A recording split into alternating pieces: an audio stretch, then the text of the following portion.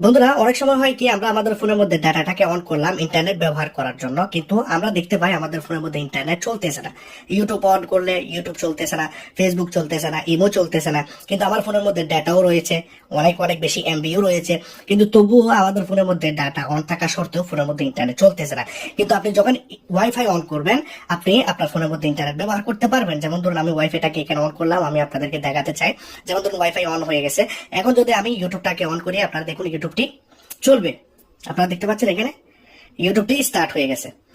কিন্তু আমরা যখন ডাটা ব্যবহার করতেছিলাম আমাদের ফোনের মধ্যে ইন্টারনেট চলতেছিল না। তো আমি আজকে আপনাদেরকে এই 2-3 মিনিটের ভিডিওর মধ্যে দেখাবো যে কিভাবে আপনারা এই প্রবলেমটি সলিউশন করবেন। আপনাদের ফোনের মধ্যে যদি কখনো এই ধরনের প্রবলেম হয়ে থাকে, আপনার ফোনের মধ্যে ডাটা রয়েছে, আপনি যখন ডাটা চালু করতেছেন ফোনের মধ্যে ইন্টারনেট চলতেছে না, তাহলে খুব সহজে আপনি আমার এই ভিডিওটি দেখে আপনি শিখে নিতে পারবেন এবং আপনার ফোনের প্রবলেমটি ঠিক করে নিতে পারবেন। তো এখানে দুইটি ফোন নিয়েছি, দুইটি ফোনের মধ্যে ডিফারেন্ট সেটিং রয়েছে, সেজন্য দুইটি